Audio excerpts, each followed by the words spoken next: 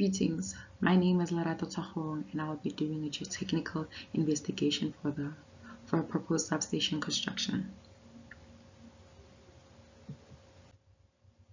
The objective of this investigation is the site description, the climatic and the topographical data, the description of geology and hydrology along the alignment, the proposal on field and laboratory works, the identification of possible borrow pits and quarry sites, and the identification of the potential adverse conditions, including problem soils.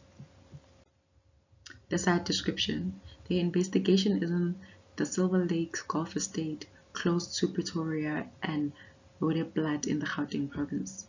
The proposed site is approximately 200 square meters. See attached below. The access to the proposed site for the substation. The proposed site can be accessed via the M6 or the M10 route. The climatic and the topographic data. The Silver Lake Golf Estate is in the southern hemisphere. The months of summer within the area are from December till March. And the month in which has the highest humidity is January. And the month with the lowest relative humidity is September. The months with the most rainy days in the area is December, and the month with the lowest rainy days is July. The topography of this area. The elevations across the investigation area ranges between 1,400 meters and 1,500 meters. The field and laboratory works. The field tests to be performed are test pits and trenches, auger holes, and a standard penetration test. The lab tests to be performed are sampling, classification test, characteristic test, distributed samples, and the undistributed samples.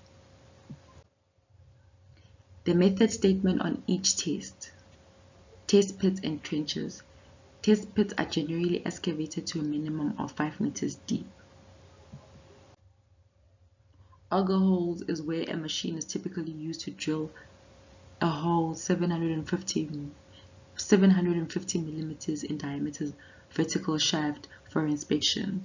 The hole is profiled and sampled by lowering a person down.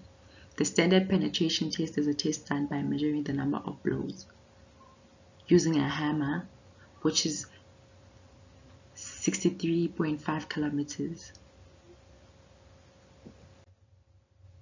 Occupational health and safety. Occupational health and safety is always important in any form of construction.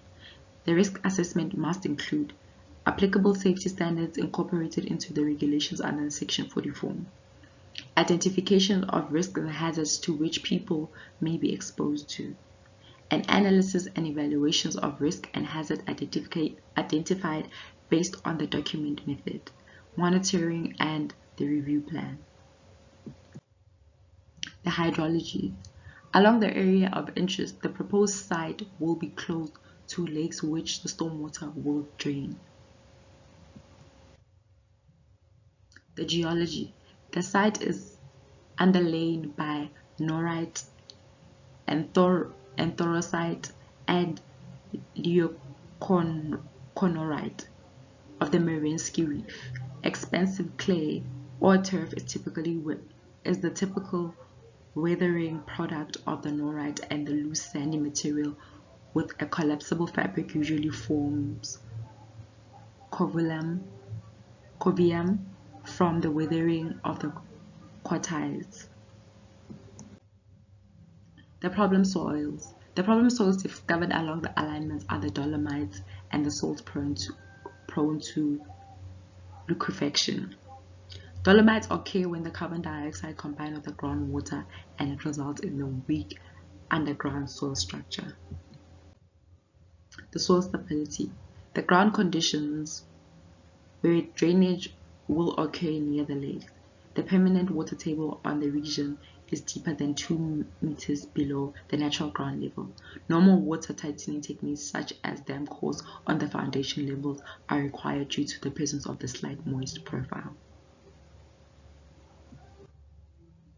Identification of possible borrow pits and quarry areas.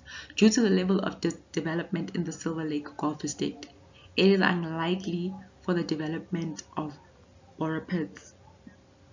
However, all the road material will be sourced from the established mining activities in Lafarge, which is approximately 10 kilometers away from the site. The environmental impact assessment. How the construction and the quarry will affect the environment. Mortality and population decline. Pollution in the form of noise, air, and water. Mortality and population decline. This new development is proposed on a piece of land that is nearby land considered to be a sanctuary for a lot of vegetation, plants, and animals, including birds, snakes, and other wild animals.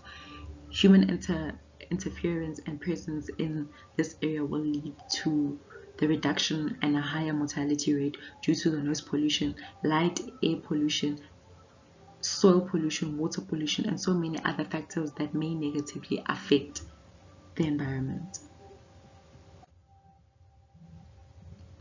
This will be the last slide of my presentation. The qualified environmental consultant is entitled to perform the following: climate impact assessment, health impact assessment, risk assessment, ecology impact assessment, and social impact assessment. Thank you.